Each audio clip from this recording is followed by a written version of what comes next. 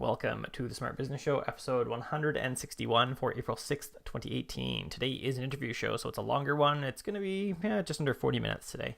It's 36 minutes with the interview and then plus the intro. So I talked to Adam Warner. I first met Adam Warner back with FooPlugins, which he still does. He's one of the co-founders of FooPlugins. And I actually got to meet him in person finally at WooConf. When is that? September, October, November? I don't remember. Maybe November. So just this last one in 2017. And it was good. I don't get out to a lot of events, so it was nice to have a bit of a chat with Adam and get to find out that he was working with Sitelock now, or he is working with Sitelock now. And I was interested in his transition because I was like, oh, so how's FooPlugins? So it's fine. FooPlugins is fine. He didn't have to transition away. It's not like the business went down. He chose to. And that was what was really interesting to me. Why did he choose to transition away? What were the factors in there around that? And so why? And how does he manage now? Because he does a lot of traveling. He's an evangelist there for WordPress stuff. And so he travels a lot. And I think he said he traveled to like 32 conferences in his first year or in 2017. He's got 2 kids. He's got 2 little boys, and his wife worked when he started with Sitelock anyway. She doesn't work now. So that was what I was interested in. How does he find that balance, and why did he make that transition? He was actually the second person I spoke to at WooConf who had made a transition. I talked to another gentleman who I didn't get to connect with longer term because I'd love to have him on the show too. And he was a developer for years and then realized one day, I am not a developer. I am totally like a project manager, product owner person. And that's what he became instead of a developer.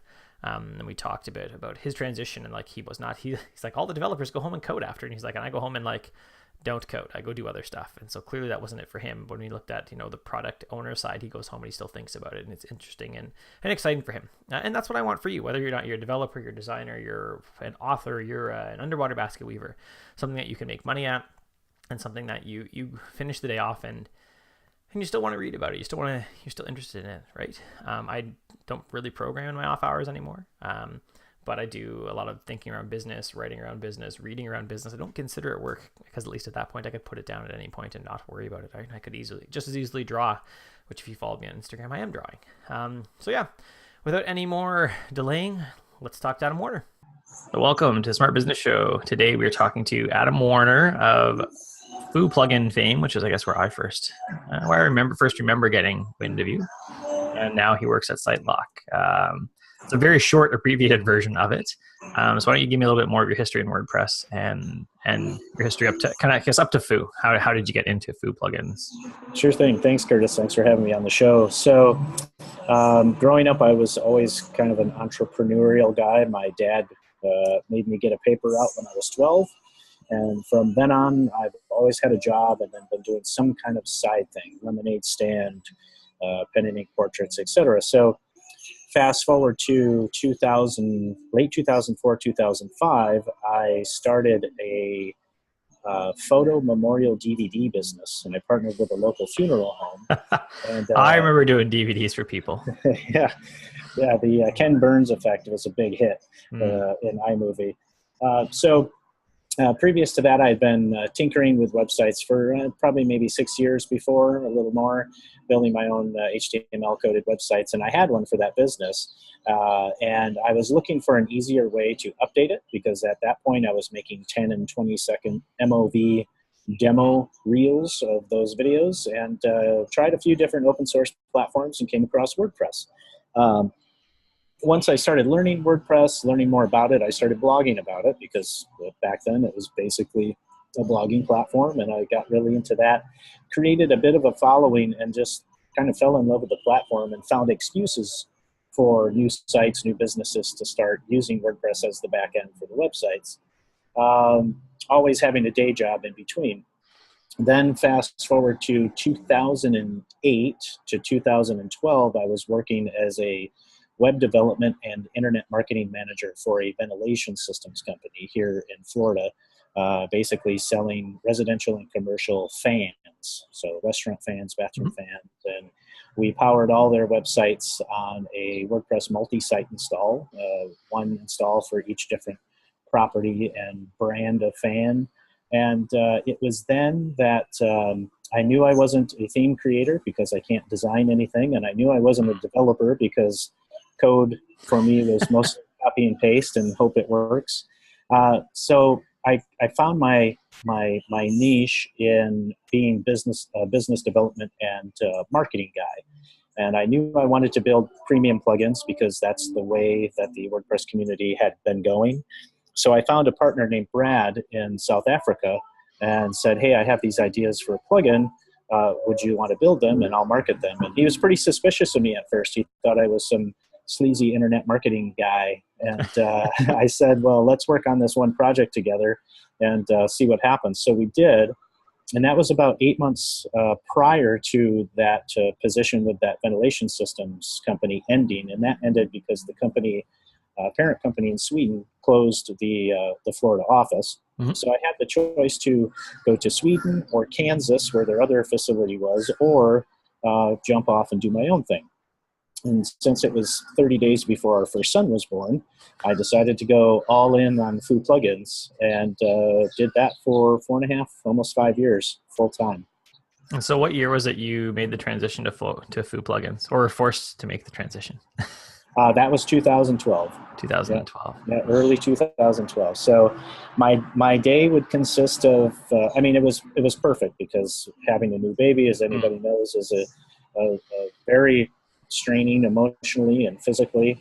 And I was able to be home with my wife. And then after that, was able to be home and take care of the baby while building FooPlugins. So my typical day, there was no typical day. It started at all hours of the day, and I was working all hours of the day, and had quite a time finding a work-life balance, basically for that entire 4.5 year run, until I decided I needed something else. And in that time, we had another son as well. So they're now 4 and 6.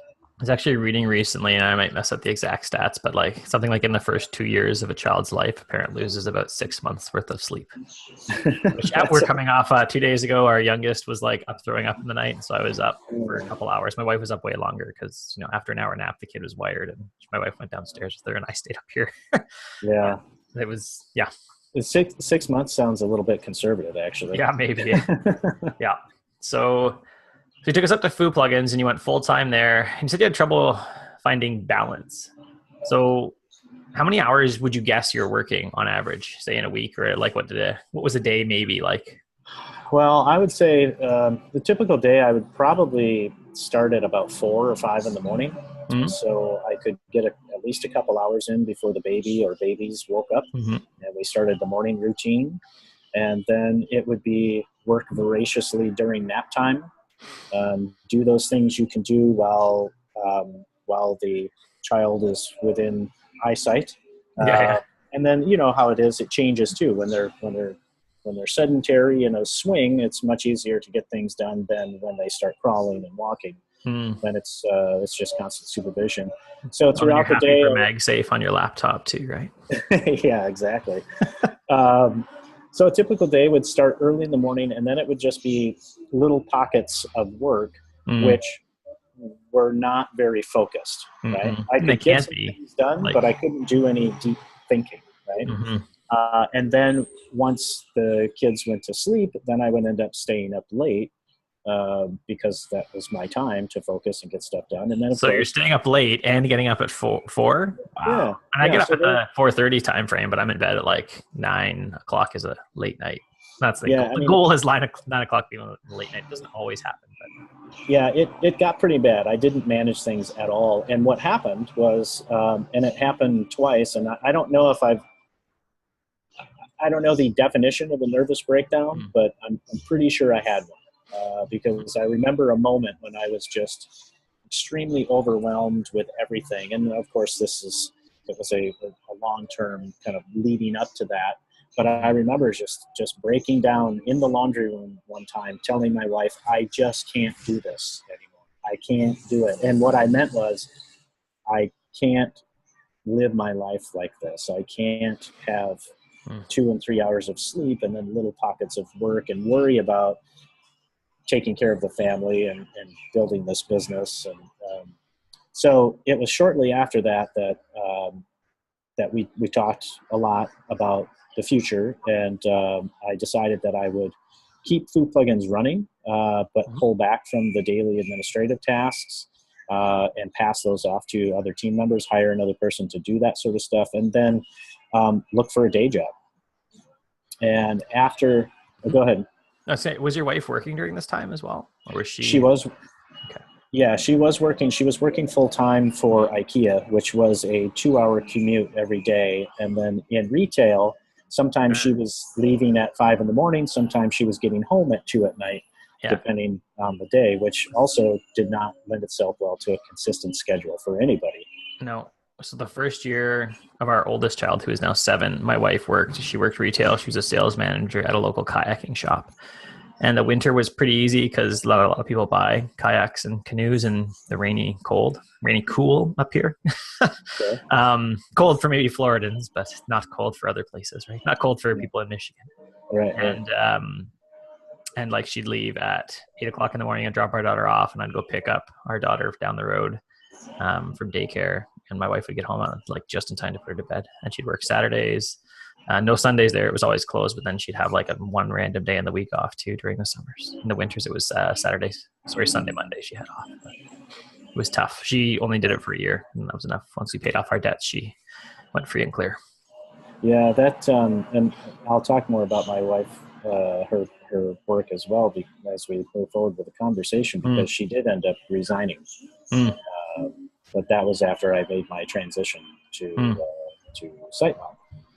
Yeah, my wife says she took a number of years totally off work, and she's been back now, but she coaches figure skating, which is they don't figure skate during school hours. So she's done. She needs to we need to leave about 3 o'clock in the afternoons usually, or she coaches Saturday mornings. So it's not. And she actually is just starting to do a little bit of WordPress work, like site installs for little, like local soap makers and stuff who are getting hammered by Facebook. She's like, just have a site, then use Facebook, but have everyone on the site. So she started to do that. Unbeknownst to me, she just said, hey, I was like, why are you listening to Morton, who lives near me, actually, Morton Red Hendrickson on Linda. And I was like, why are you listening to Morton? She's like, oh, I'm learning how to do websites. I figured WordPress was good because I could ask you questions. Yeah, when did you do this? She's like, oh, I started 4 weeks ago. Oh, right. So that's her thing, to replace her figure skating income through the summer. That's what she wants to do. Yeah, my wife and I have been talking. I've been trying to get her for years to, she has an interest in blogging. She has an interest in crafting and recipes and that sort of thing. And I'm on her to just, please start blogging. Yeah. Because it's the long game, right? If you it is, absolutely. Make some recurring revenue just from blogging, you got to start now. And she's had a couple of starts and a couple of stops, but she's got another idea now that I think is going to hit for her. So. Yeah. So as my wife had some starts and stops in blogging as well, and well, we all have, right?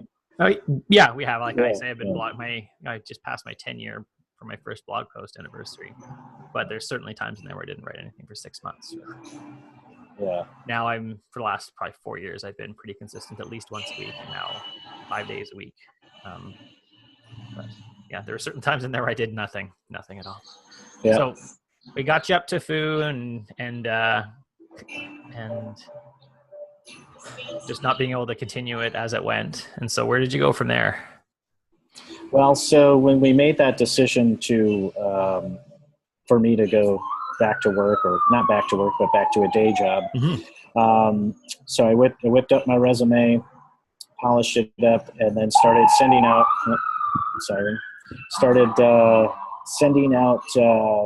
resumes to local places around here. Had a few interviews, and job market seemed good. And every time I started discussing specifics with someone, the realization that I would have to go into an office and be there from 8 to 5, 5 days a week, maybe sometimes 6 or 7 days a week, depending on the position. Yeah. The less attractive it looked to me. Add to that we also needed them to figure out childcare on top of that, right? So I then took a bit of a pause, maybe a couple of weeks where I wasn't sending out resumes, and I started really thinking, okay, should I just build another online business to create another revenue stream? And went through back and forth with a few ideas, and nothing really hit that was revolutionary. It was going to take a lot of development work for the ideas I had, which I didn't have the time or money to invest in. And then it occurred to me that somehow getting back into the WordPress community in person rather than just online was really where I wanted to be. And the reason that that occurred to me was because of a guy named Mendel Curlin. You know Mendel? Sounds very familiar. It's a unique name, so there's probably small instances of him. Okay, so you take the position or the title of WordPress Evangelist, and it goes back, I believe, to Suzette Frank out of California, and she did some work as the first ever WordPress Evangelist, I believe, for Media Temple. And then fast forward a few years later, and Mendel Curlin works for GoDaddy, has worked for GoDaddy for a long time, but then all of a sudden he started showing up at many a WordCamp. And I had been to a couple of the local Florida ones, Tampa, Miami, where I'd met him. And at the time, GoDaddy had a really terrible reputation. It was terrible because of their services, their customer support, but also because of the ex-CEO who was shooting elephants and creating sexist. And the upsells for everything, right? Right. 12 no's to like actually get the $4 price they advertised or something. Yeah, pre-check marked for you for your convenience. So that took.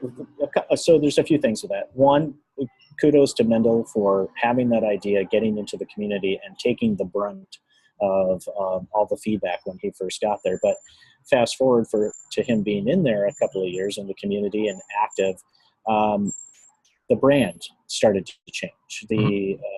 The brand reputation started to change, and GoDaddy started to create products that were specific to WordPress users, which also helped, obviously, right?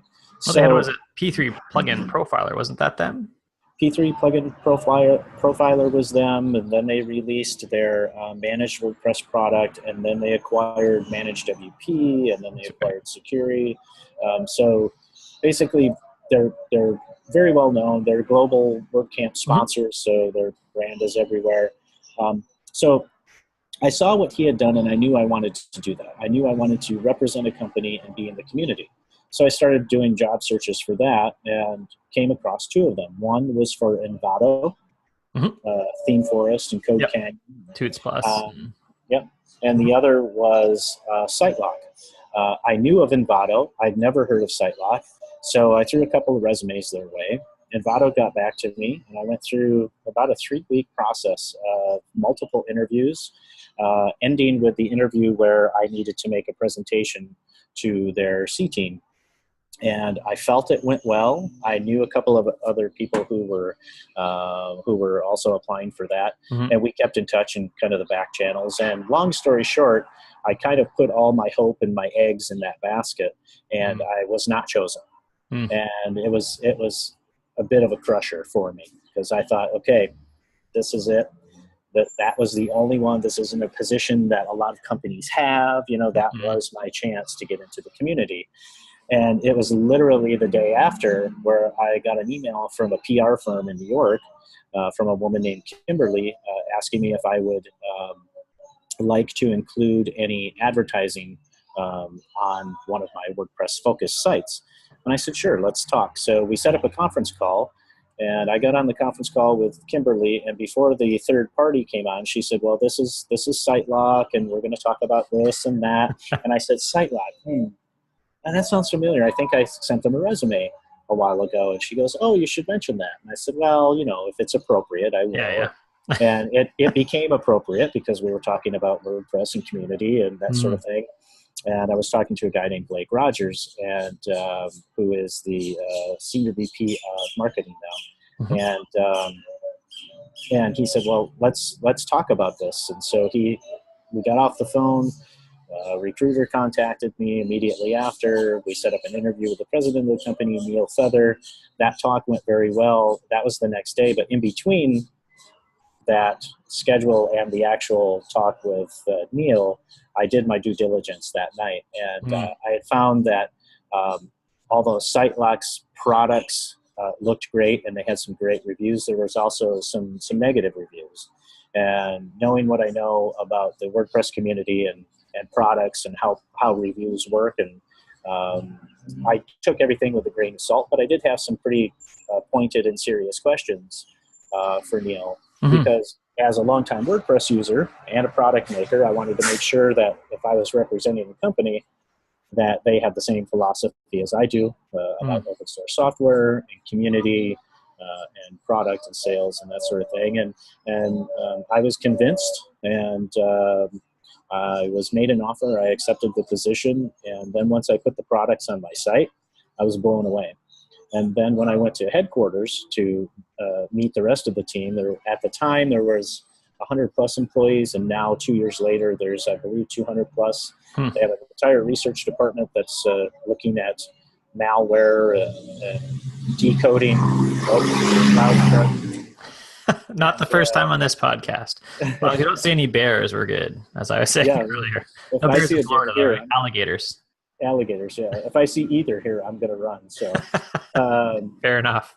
Yeah. So I was convinced. So I was all in, and I've been doing that for 2 years now. So my title started as WordPress Evangelist, and now my title has changed to Open Source Community Manager. So you said too that we'd come back to your wife. So you said, so after you started at Sitelock, your wife resigned from her position and is now is she at home with the kids, or is she working again, or? Yeah, so I started in April of 2016, and as you might infer, people might expect, this position includes traveling quite a bit. And at the time, there were two of us. There was myself and then a guy on the West Coast. So we were separate. We were kind of breaking up the country in terms of where we were attending events and speaking at events and having sponsorship tables at events. So for the first, April, May, June, July, August, September. For the first about 6 months, we hired a nanny when I was traveling to cover my wife when she was working with the kids. And then after 6 months, we realized that she was basically working to pay the nanny. Yeah. And then through that when we were looking at having our second kid with my wife. Yeah. And then not spending any quality time with the kids because she was working and tired, or maybe asleep when she got home. So she's a very career-driven woman, and it was a very hard decision for her, but she decided to resign knowing that my travel wasn't going to lessen anytime soon. In fact, in 2017, it ramped up, and I went to over 34 events within a year. It got pretty crazy. But yeah, so now she is a full-time homemaker, and she does a fine job with making our home. And disaster recovery specialist. Yes, exactly. With all sorts of titles that really go with the epic amount of work that children can be at times. Oh man, don't you know it? Yes. Yeah. So things are pretty good at the moment. We're finding the balance. Like I said, after 2017, 2017 was tough as far as travel, and finding that balance took a good year and a half for me to do. But we've put things in place that help us do that. Now that my title has changed, we've hired an evangelist to help break up the travel, and that's working out well for me as well. So, but this is also springtime when travel starts to ramp up again. So in the work camp and the other event world, it's usually summer and fall where you'll see most of the events happening. Wow, I don't know how I do all the travel. I get away once, maybe twice a year, maybe. And like 2 days, and I'm like, I kind of miss getting woke up early by the kids, or like I kind of miss them anyway. So and I know my wife, we've talked a few times about how much I may or may not travel, and it's less. It's her preference. Yeah, it can be tough. We do things like we make sure that we're FaceTiming as many mornings as we can when I'm gone. In the evening. And if we're not FaceTiming, I do make phone calls and talk to the boys. They're at the ages where they're not really going to talk on the phone, but they'll check in on FaceTime every now and then. Yeah, we always find FaceTime is I always leave it up to my wife. Like, I'm available now because the kids, at least our oldest, is very, very bonded to me. And sometimes, like, daddy's gone, it just everything goes off the rails for the rest of the night. So I leave it up to her. Do you think it'd be beneficial? And if she says no, then I just, okay. I'll send a video message overnight to my daughter because she has her own iPad, and so I'll send her a video and tell her to show it to her sisters, and that's how we'll do it. And she'll send a video back to me. As the alternative, the connection, run one. But yes, I'll usually I'll FaceTime with my wife once the kids are asleep. Yeah, that's a good idea. Maybe I'll take that and run with it. We've run into FaceTiming being an issue, especially with the 4-year-old. He and I are pretty connected, and I have FaceTimed him before where he just starts crying, "Daddy, why aren't you here?" And we actually started the videos when I was building houses in Mexico for 2 weeks, just with my church, and I had good enough bandwidth to send a video, but not to like FaceTime. It would not work that way. So we did that there, and when I came back, my wife was like, "That was way better, way better to just do that." So because I could like show here's the birds, here's the crazy animals. I could video anywhere, is just walk back to the hotel and upload it. She'd see it in the morning or whatever, right? That's a good idea. So, and also let them see like, oh, take me to the marina again, or are there any animals there? And I could like, I don't know, are there any animals in San Diego? She was asking us, like, are there any sharks? I'm like, I don't see any sharks off the pier in San Diego now. But look, do you see any? Yeah. So it's one of the ways we got around for the very little tiny time travel I do. Yeah. So, and then actually for local stuff, I actually take my oldest daughter to things, which is easier maybe for me, because at least my oldest is pretty calm and will like hang out and talk to adults. But I've taken her to a bunch of like little meetups here and stuff. And at some point when people are like, let's go to the pub, I'm like, yeah, I got a 7-year-old or 6-year-old with me. I can't. Yeah. Which is fine because I don't generally like going anyway. So yeah, we just go. I'm really anxious to take my oldest. He'll be 6 in May. I'm anxious to take him on a trip with me. I really want to do that because now he's at, like you just said, he's at the age where he could just hang out. Yep. If I was not working a sponsor table, but at an event and maybe speaking, I have enough friends in the community that could kind of watch him while I was speaking. He's super into Legos and he'd keep himself busy. That's what I found consistently. Friends are like, oh, someone gave me this like stuffed cat 5 years ago. And I like, they're 40, like they're not gonna have kids. They're like, I don't need a stuffed cat for anything. It was just like hanging around the house, and they gave it to my daughter, and it's like one of her favorite toys now. She was like, how's I won't mention their name because I haven't cleared this, but like, how's so-and-so from Vancouver? And she was asking, I'll tell her about it. So, Carrie Dills has even done YouTube videos for her. Singing songs, random songs at request. So good. We watch Carrie's videos still. Yeah. Well, Carrie's a good human. She is a good human. Yeah. So you talk about managing your travel schedule. And then what does it look like when you get back? Like when you're home, are you still working? Like if you go travel for a weekend, are you working all week again still? I know I'm also on the board at a local college, and they have an outdoor program, so they do a lot of traveling. But the guides for every night they're overnight, they get an extra day off, and a lot of them bank that for the whole summer, so they don't officially take the summer off, but it's like all their vacation, right? Yeah. Well, there is an official policy. So I'm salaried. I'm supposed to be working 40 hours a week, but as you can probably guess, when you go to an event, you're basically working from 6 in the morning until midnight most nights, because you have to be there to set up the table, you have to be there to meet people, you have to speak, but then there's the after events, the speaker sponsor dinners, the after party, which my first year it was like, woohoo, I'm away from the kids, I can go have some fun, but then it quickly got old. And I quickly got really tired. So I do make an appearance at those events now, but I do try to get in early. Regardless, I'm working all day Saturday. Well, I'm usually traveling Thursday or Friday, working Friday night for dinners, networking events, and then Saturday, same thing, Sunday, same thing, and then traveling home on a Monday. It's part of my personality not to want to take breaks. So I do end up not taking official days off, which I am allowed. We just call them out of office days. Yeah. And I don't do that because it's part of my personality, but also because I can follow up on things and kind of just check emails on my phone or answer any calls that might be fires to put out, and then still enjoy my day. So I kind of take like a pseudo day off the days after I return. But then now that we have another evangelist, that person definitely we're trying to stick to that time off schedule. That person, obviously needs some time off, and they will do what they see their boss, their manager do, right? If you're there all the time, they're more likely to be there all the time. Right. And I don't want that person to get burnt out. Because you're creating a culture for the people underneath you, right? Right, yeah. So, and that's been a learning experience as well. I've managed people, but it's been probably 10, 15 years since I've done that, and so that's been So a much, learning experience this year too. so much has changed in what is acceptable, like in work culture since then too, right?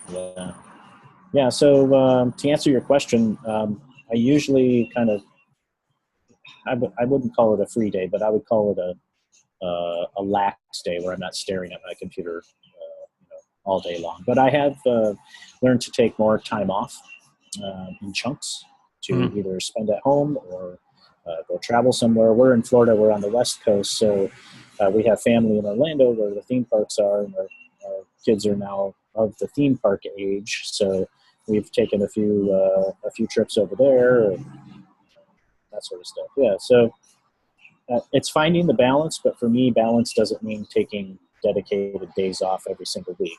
Yeah. I know I say, like, my general schedule is I get up at about 4:30, 4:45, and I actually work from about 5:20 till 8:20 or so for a 3 hour block somewhere in there, about a 3 hour block I work. And then I, like this morning, went for a run, and then I'm back at it now from about 12 till say 3 or 4. And that's how I do it. And some days when I'm not running, I hang out with the kids instead, or give my wife, you go for a run. So Yeah, one of the things that's been most helpful for me is making sure that, well, one, I do take power naps most days. It depends, but I'm usually in between that 20 and 25 minute sweet spot for power naps, and it really does help. And new I've book just stopped. published about how good that is. Oh, yeah. Well, there you A go. little bit of coffee first, in fact, because Yeah, coffee's hitting you, you're like waking up. yeah, there you go. Good plan. And then not staying up late. I had a tendency to wait until everybody else went to bed and then stay up and get some focused work done. But there's two reasons I don't do that anymore. One is because when I stay up late, I end up staying up too late. Mm. And two, our youngest is a late goer to bedder. He likes to go to bed late. Mm. So it's just his schedule. We've tried and tried, but it's just not his personality. So Insert all the parenting advice you've heard from everyone else who knows how to solve your problem. yeah, exactly. And then finally, you just go, well, that's him. He does fine in the morning. He's not crabby. My kids are all early risers, and my wife has not been, but she's just got to that point. She's like, fine. She actually gets up with me now because she's like, the morning just goes better. I don't like getting up that early, but the morning goes better. Then have coffee, do her little bit of WordPress work, or let's get her morning dose of Morton on Linda, and then have a shower. And like she's getting out of the shower as the kids are getting up. It's always good to have a slow ramp up in the morning, I think. Mm-hmm. Yeah. That's what I've been getting up early forever. My parents tell stories of me as a little kid, like having tea, and the neighbor's like, Curtis is outside saying hi to us at 6 o'clock. It's like, was he on? Yeah, that's fine. Yeah. That's fine. Well, as long as he's on the deck. and that's how I grew up too. My dad was always up at 5 or 6 in the morning getting ready to go to his job, and I used to get up with him and hang out. Yep. While he was having coffee and cigarettes at the dining room table. So no coffee and cigarettes here, but coffee. None here either. Well, coffee, yeah. Coffee and coconut oil for the good saturated fat, the good fats. So like, what would you tell someone as they go on that discovery though, for like figuring out where they fit? Because you said you went from marketing to, again, still marketing, but specifically in the WordPress space. And now I guess you're still doing marketing, right? You're doing the evangelism side of it, but you kind of had to figure out where you fit and what you could manage, right? Some people could say that Foo was amazing and you just needed to, be better, stricter with your schedule. But it didn't work, right? You worked on it for 4 years to know. Yeah. And or a little bit. And so jumping back to when I first found WordPress, I started writing about how it worked, how I was discovering these new plugins and themes and what those did. And then I got into video blogging at the time. And so I decided I would create my own theme. And like I referenced before, I created my own theme.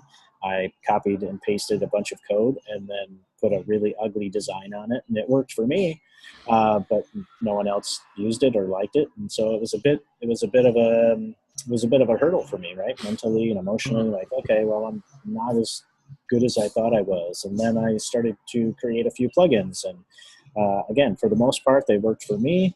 but also for the most part, they didn't work for other people. They would get the white screen of death, and it was the same thing. It was like, well, geez, I love this software, but I can't be a team developer or a plugin designer or developer. And so I kind of had a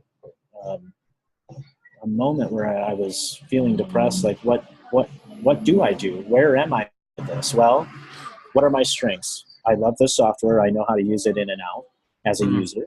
I know the community. I follow what's going on, all the people and the different companies that are coming up.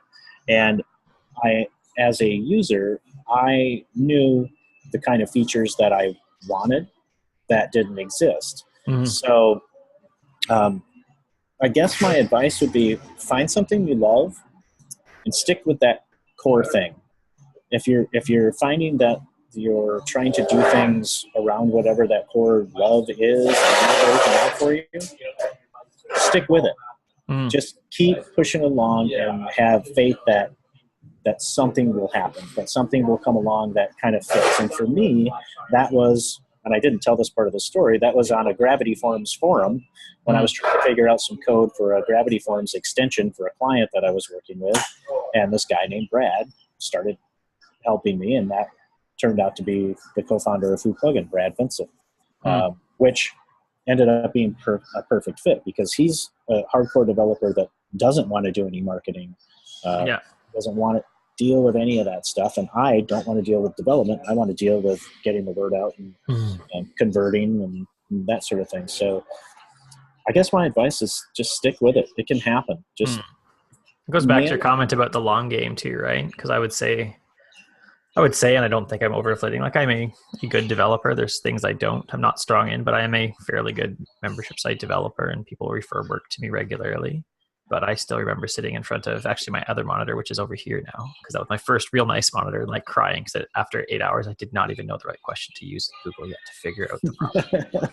When I was first starting, like I remember those days, and it took me years to figure it, like to get to the point where now I'm like, I'm sure we'll figure this out. And generally I do. Like there's very rare where I'm spending, more than an hour really searching. And building that community that I can ask other good developers, like, any thoughts on this? And they'll be like, oh, Google these 3 things and you'll find these 3 posts. Okay, or here's the code we used on whatever site for that. Yeah, and the good part about that too is that the community has come such a long way, and the software has grown to 30% of the internet now. And there is just a plethora of resources, whether it's the advanced WP Facebook group or WordPress.org forums or whatever it is. There's just a lot of places where you can find what you're looking for. So if we're talking about WordPress specifically, stick with it, ask, reach out, go to a WordCamp, and if it's anything else, any other kind of startup, nail it down, whittle it down to what that core thing is that you really love to do, and then figure out how to earn revenue from that, and then put the pieces or the partners in place to fill in the gaps. Yep, find the things you don't love doing, right? Get someone who likes doing that and let them run with it. Sure. Yeah. Cool. Well, thank you. Where can people get a hold of you? You can get a hold of me on Twitter at WPModder, MODDER. I'm also at adamwwonder.com, which is a site that sorely needs to be updated. Or you can find me doing my Sitelock thing at wpdistrict.sitelock.com. All right. Thank you very much. Good to catch up, Adam. Hey, good to catch up, Curtis, and I hope to see you at another event soon. Maybe. Let's see, I'm going to hear you, so maybe. Okay. All right, cool. Take care.